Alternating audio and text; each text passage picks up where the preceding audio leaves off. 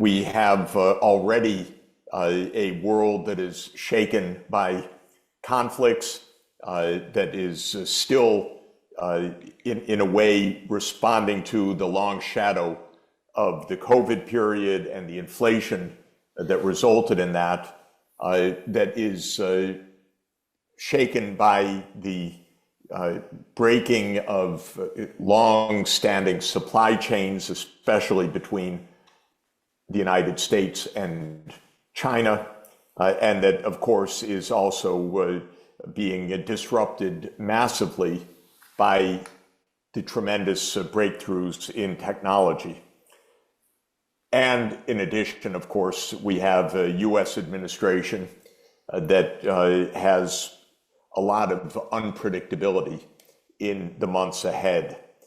If President Trump is true to his word, he will lead the most protectionist administration that we've had in decades. He proclaims himself an ideological protectionist. He believes that the U.S. economy needs tariff protection. He aims to collect revenues from these tariffs. And of course, another dimension of this protectionist policy is taking aim at China and actually aiming to hinder China's economic growth by limiting the expansion of China's exports in the U.S. markets. All told, it's clear that the macroeconomic situation is unstable and to an important extent unpredictable until we see the actual policies of the incoming U.S. government and continue to see the implications of the geopolitical tensions. In that context, I want to make a few recommendations, actually. I think it is fair to say, and even with all the high unpredictability, right to forecast that China's access to the U.S. market and almost surely to the European markets as well will continue to be hindered and I think even reduced in the coming years. I think it's likely that Trump will follow through on at least some of his campaign statements regarding the rise of tariff rates vis-a-vis China, vis-a-vis Europe, and vis-a-vis even the North American partners of the United States, Canada, and Mexico. Some tariff increases are likely. It's already the case that China's exports to the U.S. market have stopped growing many years ago, and indeed significantly declined from their peaks. So there is no realistic prospect, in my view, even with negotiations ahead, of China enjoying any significant growth of exports to the U.S. market and probably more generally to the U.S. and the EU combined. And we already see the implications of this clearly as one of the major factors, and I would argue the major factor in the current relative weakness of the Chinese macroeconomy. Of course, the Chinese macroeconomy is not weak by any means. It's growing at nearly 5%. Nonetheless, the growth has come down, and there is a real puzzle as to where the growth is going to come in the future. It is important to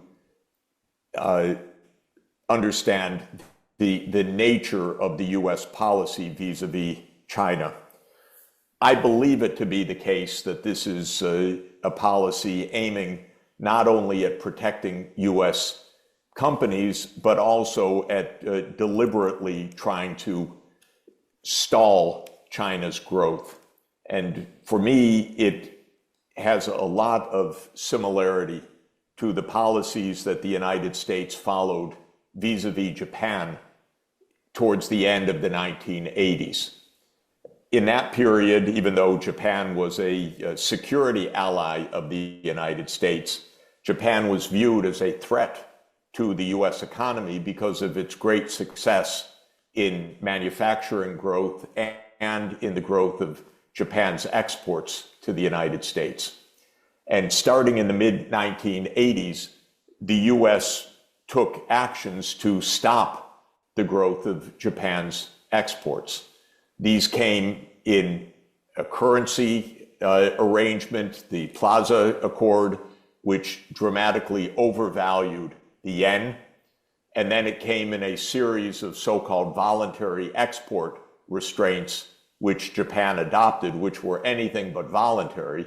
They were designed to commit Japan to stop the growth of exports of electronics goods, semiconductors, memory chips, and automobiles to the US market. At the end of the 1980s, Japan's growth started to stall significantly, and as Japan's growth was downgraded, the asset prices in Japan plummeted. So Japan had a financial shock that was secondary to the trade restrictions. And in 1990-91, the stock market and land prices fell sharply in Japan. The bubble was burst, as it was described. And starting in 1992, Japanese growth slowed considerably over the next 20 plus years. This, in my opinion, was intentional US policy. Maybe not to hurt Japan overall, but to stop Japan's competition with the United States. And Japan's response was to keep the yen strong, and rather than trying to find other export markets, it was to increase the budget deficit and use fiscal stimulus to offset the loss of export growth. Japan ran consistently enormous budget deficits for the next 2 decades and drove up the public debt to more than 200% of GDP and the net public debt to around 150% of GDP. I mention all of this because the situation in China looks similar, to me at least, which is the US becoming protectionist, partly to protect the US market, partly to hinder China's growth, and China's growth slowing as a result. And now the public policy debate in China, what to do, with the American advice to follow the Japanese approach. Keep the renminbi strong, don't let it depreciate. Even Donald Trump is making threats that if China allows the currency to depreciate, he will retaliate, because in Trump's mind, that would be currency manipulation, and to run larger budget deficits. So the US advice is to follow Japan. Of course, I don't credit the US advice as being in China's interest. I think it is convenient advice that is not in China's own interest. So what is my own advice?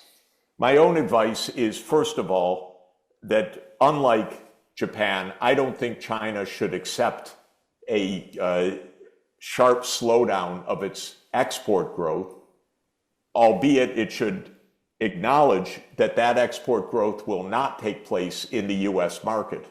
So China should be very aggressively searching for exports in other markets. Hopefully, Europe will not turn as protectionist as the United States. That's one very important area for China's economic diplomacy. But I think China has tremendous export potential in the entire developing economy, which is now a substantial part of the world economy, of course. China is the low-cost competitive supplier of the infrastructure that the developing world needs. China is the low-cost provider of 5G, the low-cost provider of fast rail, the low-cost provider of fourth-generation nuclear, the low-cost provider of renewable energy, the low-cost provider of long-distance power transmission, the low-cost provider of batteries at all scales, and many, many other advanced manufactured goods. So the US says China has overcapacity. In my own view, this is, of course, wrong. China has enormous capacity that it should be exporting to the non-US, EU world economy. There is a major issue, however, which is that unlike the US and Europe, a lot of the exports to the developing world would have to be on credit, basically. And here is a second recommendation. I would recommend expanding the Belt and Road Initiative. It has come into some doubt because many countries that are in the BRI program have some measure of debt distress right now. But my view is that what China should be doing is lending more to these countries, but at longer term. So rather than BRI being financed at 10-year maturities, BRI should be financed at 20 or 30-year maturities, giving time for the borrowing countries to achieve sustained high growth rates and thereby to service the debts from the China Development Bank or from AIIB or from the New Development Bank or from other Chinese financial institutions. So my next piece of advice is longer maturities on BRI. Keep expanding exports, expand the Belt and Road Initiative, extend the maturities of the funding of the Belt and Road Initiative. My fourth piece of advice, if I might, is to allow the yen, or the yuan, the renminbi, to depreciate more, not to take the US threat or to view a strong renminbi as a mark of honor. The US is protectionist. In response to US protectionism, it makes perfect sense for the renminbi to depreciate against the US dollar. It's basic economics. So I would not try to defend the yuan or the renminbi against the dollar. I would allow some depreciation. The fact that Trump threatens a kind of retaliation for that is evidence that it's the right kind of policy, in fact. It's not manipulation, it's what the market requires in the face of high protectionism. In addition to finding these new export markets, and part through extended financing of BRI, I would also recommend accelerating investments within China. So not just a consumption or budget deficit-led growth, but an accelerated investment program and public investment. Where would that be? Mainly in the energy and the digital transformation.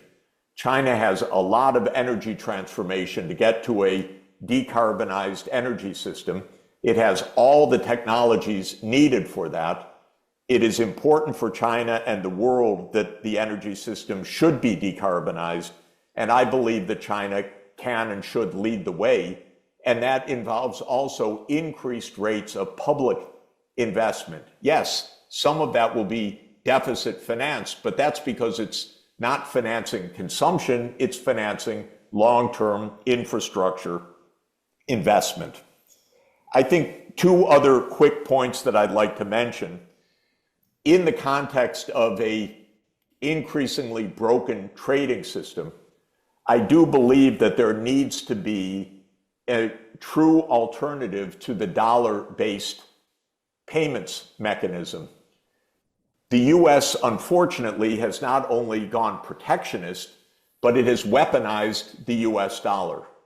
It's done that especially, of course, vis-a-vis Russia, Venezuela, Iran, North Korea, and other countries that are deemed to be geopolitical adversaries of the United States. It's frozen their reserves, it's confiscated foreign exchange, it has blocked payments, it has thrown Russia out of the SWIFT banking system, and so forth.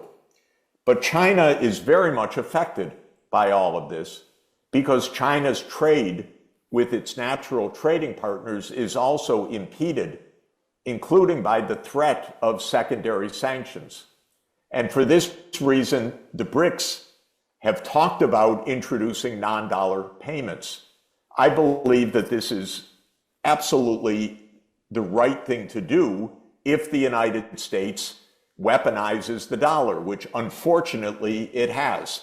My own advice to the US macro authorities repeatedly was do not confiscate other countries' reserves and do not apply unilateral or secondary sanctions. But the US wants to weaponize the currency, and then the BRICS have to respond. Of course, the renminbi will be central in that response. It's unavoidable in truth. And I believe that a digital central bank, digital currency, as already the People's Bank of China has been experimenting, can go international and can be the basis of international non-dollar payments. So I would recommend accelerating the digital central bank currency arrangements, especially among the BRICS, as a basic precaution also for China if things get really heated with the United States, which, sad to say, is not impossible. My final point is that all of these shocks hitting China, especially the geopolitical shocks and the protectionism, require a very clear macroeconomic modeling analysis. In other words, to explore the real alternative options that China faces. If China simply accepts that a slowdown means larger budget deficits to finance consumption, I think it will not be making the correct assessment of the situation. I personally would recommend continued high investment rates and continued export growth rates, but using finance as the instrument for achieving both of those goals. China is the world's high-saving economy. China's interest rates, because of that, remain very low. The prospects, therefore, to finance export growth and to finance domestic investment are strong. And that is the macro approach I would recommend, because I believe that China's continued rapid economic development is in China's interest and in the world's interest. So thank you very much for letting me share these thoughts with you today.